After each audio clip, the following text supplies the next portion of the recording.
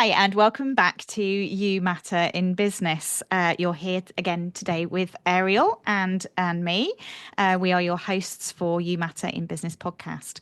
Hi, Ariel. How are you today? I am doing wonderful. And how about you, Miriam? I'm so good. The sun is shining, but Yes, then very you good. can pretty much always say that about Florida. Uh, At so least yeah. some point a day. So life is good. And you, how are you getting on? How's your life? Good. Busy. Good. Yeah. That's good, fulfilling. Okay, good. So today we've been talking over the last few weeks with our friend Nicole, and she's been talking to us about emotional intelligence. So I just wanted to pick up on kind of move on from that a little bit, but talk a bit about reading the room, about knowing your audience and adapting as a result of it.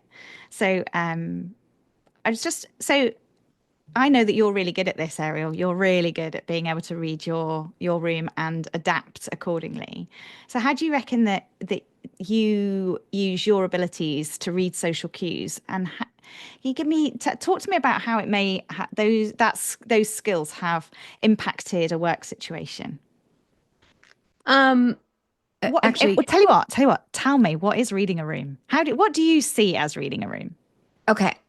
Um, some people have a natural ability to read the energy in a room, to read the non-spoken, read between the lines of what is spoken and what isn't spoken. Some people just kind of, I think, are born that way, or they're very in tune because of growing up in certain environments. So what kind of things are they reading? What do you mean by unspoken cues? I can say I'm fine, like I'm fine, I'm or fine. I'm fine. But and if you just hear the words I'm fine, you're not hearing the tone, the energy, or the pauses that happen in that conversation. You're not getting the bigger picture if you're just listening to the actual words. So reading the room requires being able to pick up on energy, pick up on body language, pick up on tones of other people, or all the little nuances Hmm. of communication that are not spoken. So can you do that for complete strangers? Or can you only do it to people that you actually know? I think you can walk in a room and you can train yourself to read the room. Okay. Some people will automatically do that just because of their nature, but other people will, you can be taught it. You can learn how to do it and become more aware of it. That's what part of emotional intelligence is. It's not you have it or you don't. It's you can learn the parts you aren't good at. So if you're not good at reading the room, you can learn how to. Okay. Okay. And so talk to me about a situation where you may have done that. I I'll talk about a time when I was giving a speech to it was an hour long speech during a fitness conference. This is years ago. And I had prepared the speech entirely for an audience that I assumed would be in their 20s to 40s. So they'd be in the middle of their journey. And when I got there, the audience was more like 70 to 90. I mean, it was just the Oh, complete wow. opposite of what I was expecting. So Yeah. my material no longer fit my audience. Okay. So that was a visual clue, right? I Okay. immediately knew that my demographics that I had created the information no longer fit. So my approach had to change instantly. Yeah. So that's part of reading the room is seeing the visual demographics. But then there's also when you're giving a lecture and you're realizing you're losing people, Okay. you have to be able to realize that the audience is no longer involved. Their minds are they might be sitting there, but they're not sitting there. And you start to see what those things look like. And they're different for different people. But Okay. somebody could be fiddling with their phone as an example. They could be, just kind of like messing around with their body language becomes almost like antsy. Like they fidget, they move around, they shift, or other people just kind of like put their hand on their head and it looks like they're going to fall asleep. So you have to do something at that moment in that particular speech to change what you're saying to get your audience involved. So that's being able to read the room and respond in a, speaking manner in a way that will affect your audience positively. So Right. it in work, I do a lot of very interesting through the years of residential design. Sat through I don't even know how many, but times when you're sitting with a husband and a wife Okay. and you're talking about the what they want in their home, right? And it's interesting to me that one person will take a more dominant role. It has nothing to do with gender, but one will have more dominant role in what they want and what they don't want. The other one will have a more passive role. But what I have always achieved and always strived for was to hear all the unspoken things that were being said between that couple. Because I could tell Interesting. something was very important to one and completely stupid to the other because they thought it would be too expensive or it's not possible or whatever. And my challenge for myself was to deliver a product where I heard that person who wasn't, I heard both of them. I Yeah. heard the concern, I heard the desire, and I came up with a solution that solved it that they just didn't have. So that's an example of practical being able to read a room when one's having an argument. I mean, they're being polite in front of you. They're not arguing, right? But you can feel it. You feel the tension. You feel that she just felt she or he or whatever, but their opinion just got squished. But I heard the opinion. So as a person who's designing the home, everybody's opinion matters. Is there a solution? It might not be, but is there one? I will find it. So that's an example of being able to read the unspoken I like that. between people. That's really clever. And something that you've obviously learned and developed over the years. And that Nicole was talking to us about that last week, wasn't she? The fact that you can very much develop those skills. That it isn't something some people are obviously better at it than others, but that it is something that you can develop over the years. Interesting. So, and I think you've also touched on something else that's really important, and that's about that skill to be able to actively listen as well. So that's another part of emotional intelligence, isn't it? That you don't, and the fact that it's not just them that's giving the signals as well. It's about you are also one of those people in the room that you are giving those signals out to people as well, and that's really important when you're listening to people. As a coach, I do a lot of listening, a lot of asking questions, and then just listening very closely to the answers and being able to watch it and watch their response or listen to their response and reading between the lines, even if they're just talking to you, read between the lines on what they're actually saying, and giving them time to pause and think as well about. Some people are really good at talking, and and you don't have enough time to think about the actual answer. They just like verbally vomit everything at you. But learning to give them time to think about their answers as well. Talk to me about your active listening skills. How do you use that as a photographer? How do you use active listening skills to get the best out of your clients?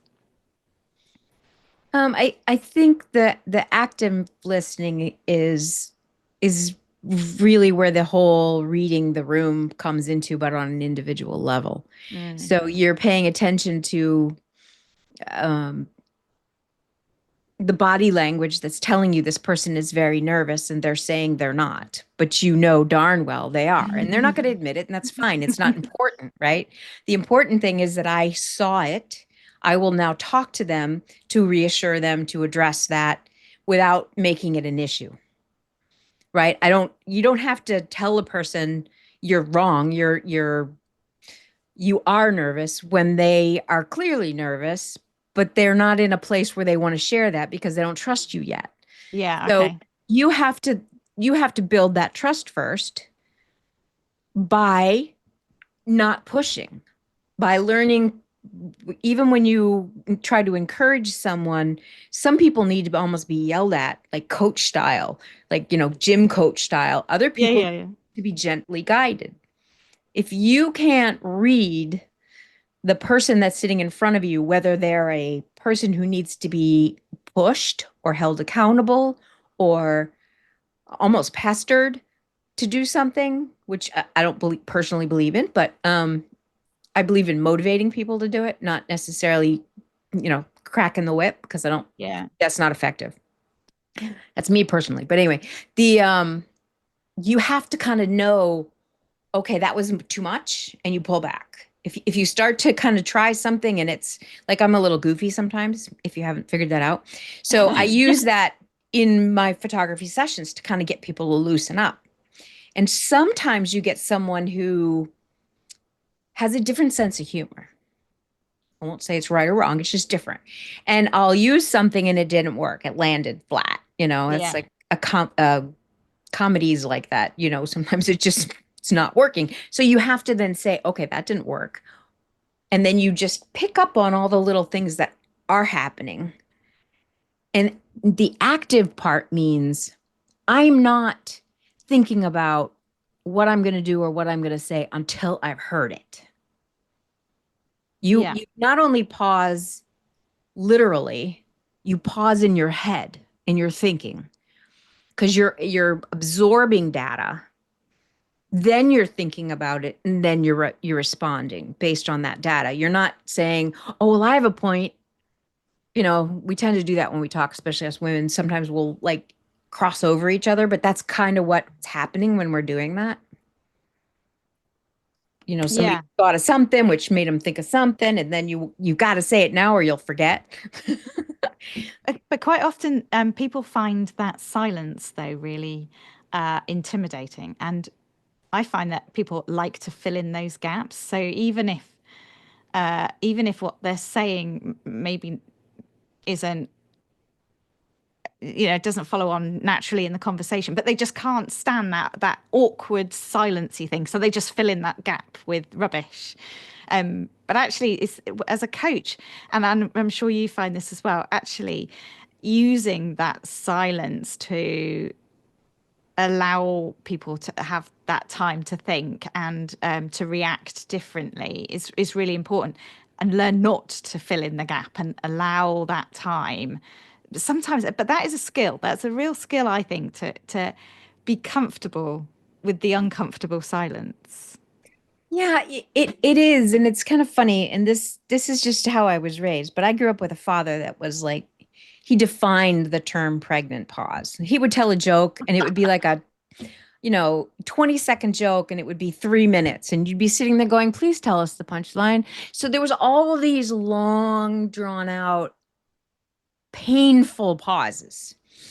But that was his communication style. So I learned to be comfortable with long pauses because that was normal.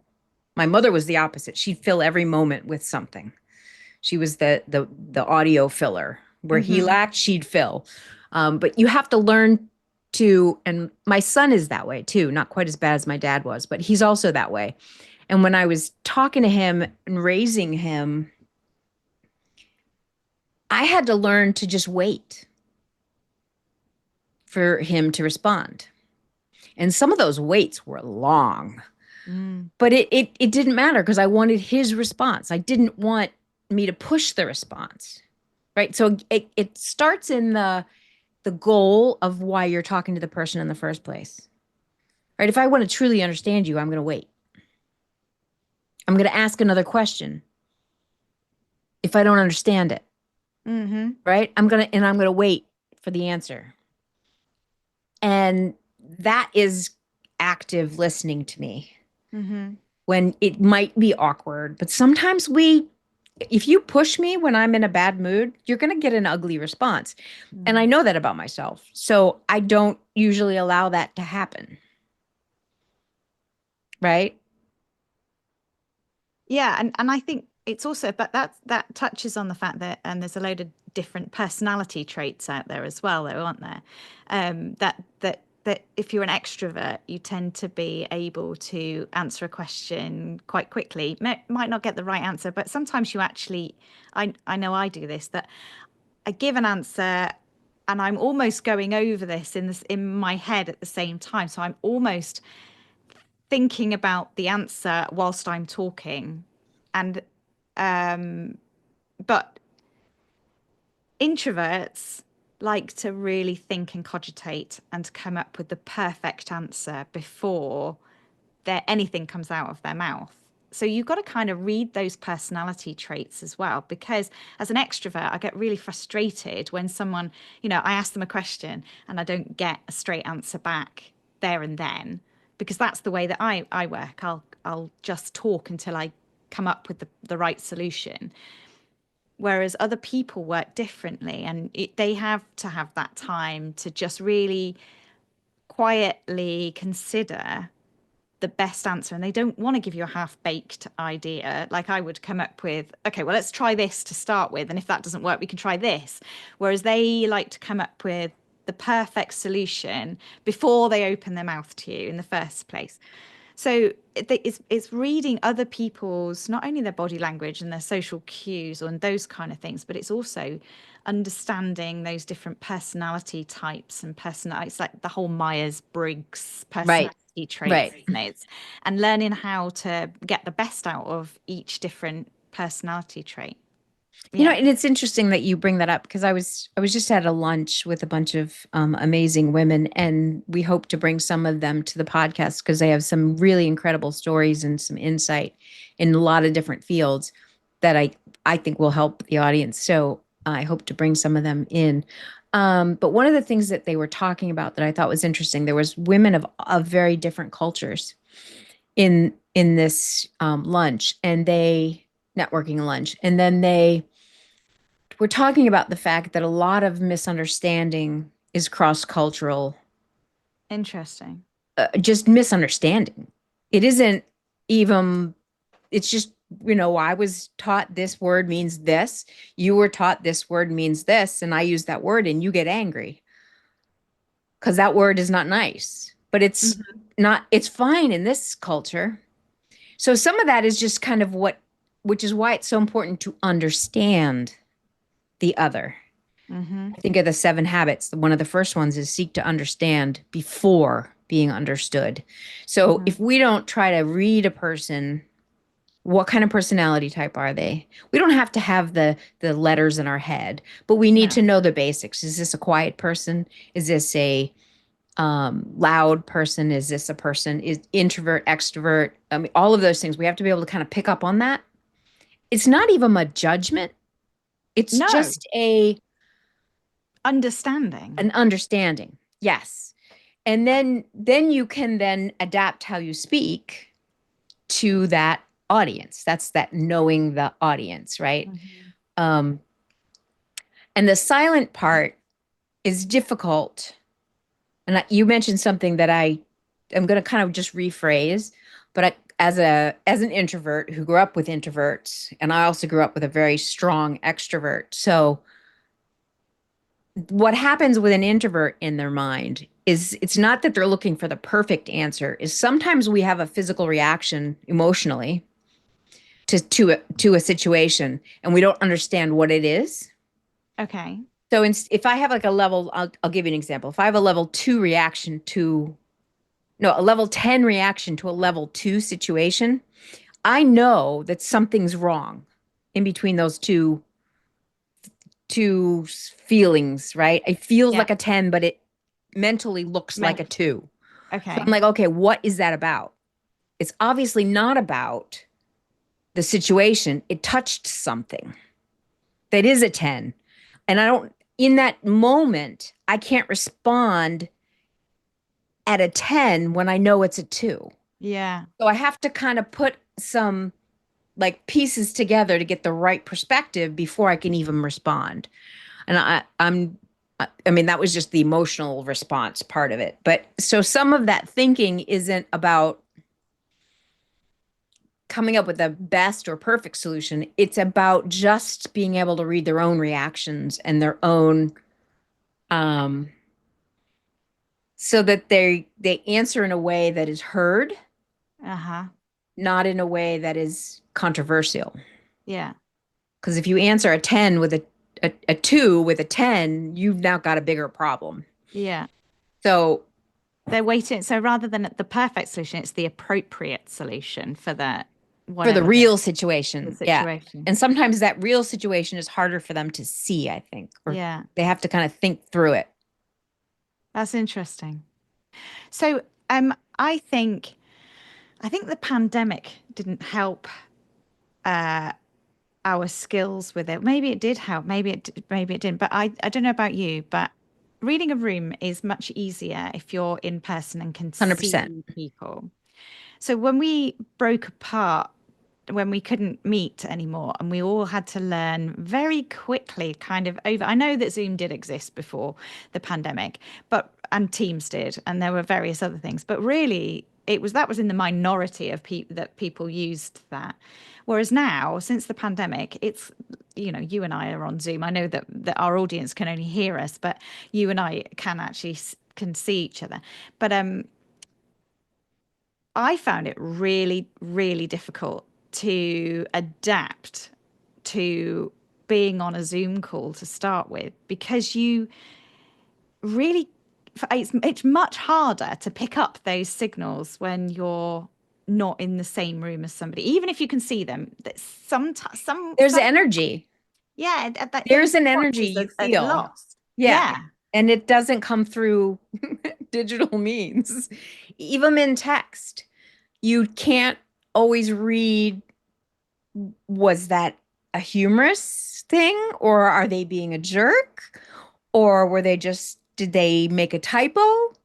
yeah. Did they talk to text and it came out wrong? So there's all You this do that all the time. I know. You have to, especially when I'm driving. You and my Siri is really bad. She's constantly doing it wrong. She's like, I'm ready to fire her. Uh, Fire Siri. But I think you're right though. Like the tones of emails or the tones of texts or chats or anything like that. It's really difficult to read them, and I think there's a huge breakdown in communication through us relying on not actually meeting up in person as much as we used to, even though it's made the life so much easier being able to do things over the airways or yeah, and it's a really old fashioned way of putting it, over the airways, you know what I mean? yeah, but even the ability to communicate and learn from people in other cultures and other countries, that's the cool part, right? Yeah, yeah, That yeah. we can, access much more people because we have this tool. Hmm. But you're absolutely correct. The in-person networking is specifically for business. We've spent a lot of time, cultivating that and doing that through local means. And here's where trusting your gut is important. Sometimes you'll get in a room and something's off. Mm. You don't know what, you don't know why, you don't need to even know the answer to that question, but something's off. So that just tells you that this tribe is not your tribe. Trust it, because you're going to waste, you could waste 2 years marketing to the wrong people and feel like you're a failure when it wasn't you that failed. It was your audience wasn't in the room. Yeah, So at that point, you have to say, okay, I need to be in a different room. yeah. So then you got to look to another audience in your business strategy, right? Not just in business strategy. I know that we talk a lot to women in professional women, but actually in every walk of life, you have to find your tribe. I find this when moving around the country, moving around the world. That was the biggest bit of advice, you saying the word tribe. When I was moving to the US originally, I had a friend, and she'd moved to Shanghai and was living in Shanghai, and I was interested to find out a piece of advice from her, as in, when you're relocating and you don't know anybody and you're leaving everything behind, what's the biggest bit of advice that she could give me? And that's exactly what she said is, say yes to everything, be nice to everybody until you found your tribe. And that's a real eye opener to me, is that I want to be friends with everybody. I'm such a, personable person that I want everyone to like me, and I want to like everybody. But sometimes it just isn't right. Sometimes they aren't your tribe. They don't click with you and you don't click with them. And then it's not any disrespect to that person, or it's just you, you have to find the people that are right for you in all Some walks of life. people just like tea and other people Other just people like just like coffee. coffee. That's just the way it is. And can you overcome that obstacle? That's the question. Is it that important? But it doesn't make you a bad person because that No. particular person doesn't like you, or that you don't like that particular person, or can't understand why everyone else thinks that person is amazing and you just don't feel it. It doesn't make you wrong. It just makes you different, and that's absolutely fine. It So go on. And I find the more emotionally intelligent you become, since that was the discussion for the last several weeks, but the more you become in tune with all of those things, and you become better at active listening, you become better at reading the room, you become better at understanding why this is having that reaction, why I'm having that reaction to that person. Is it that person, or is that person like someone? Do they Oh yeah. remind me of someone that caused me a great deal of pain? So I'm looking at them and I'm feeling this, right? Yeah. So once you become more aware of all those pieces that play into how you react at the moment, the more you can act with knowledge, right? But I can that's be That's really unfair, though, Ariel, that you can look at someone and go, well, they remind me of someone, so therefore this is how it's going to make me react. And I know that an unconscious way that you act, or that people act. But actually, that's like blaming someone for something that happened in your dream, or something that they did to you in a dream. well, I don't think we do it consciously. No, I That's know. why we have to become conscious, right? We have this reaction that, again, that goes to the 10 to the 2. I have a reaction to a person that's inappropriate. In my intellect, I know it. So I have to say, why am I reacting this strongly to that person? It's not the person. So I can No, take the person out of the equation. So I can deal with that person as an individual, not as they're not connected. I've disconnected them. mm, I've just understood that they tapped something. And sometimes they tap it unintentionally. So it may have no there's no malice to any of it. It's just differences in culture, in how we were raised, in personality. And it's, what do we do with the differences? yeah, Do we judge a person and throw them away, or do we just seek to understand the person mm, and value them with their difference? That's not yeah, easy for a lot of people to do. Doesn't mean you have to be best friends, but you can still be kind. You can still be respectful. You don't have to throw them in jail because they think differently than you. no, absolutely. Interesting. So I think next week we could talk about. I know we wanted to do an episode on FOMO, which is really interesting. So maybe we could think about doing that for next week. What is FOMO? Fear of missing out. Fear of missing out. Again, another fear that we're all driven by that we don't even know it. FOMO is huge in the American culture. Yeah, I look forward to having a conversation about FOMO.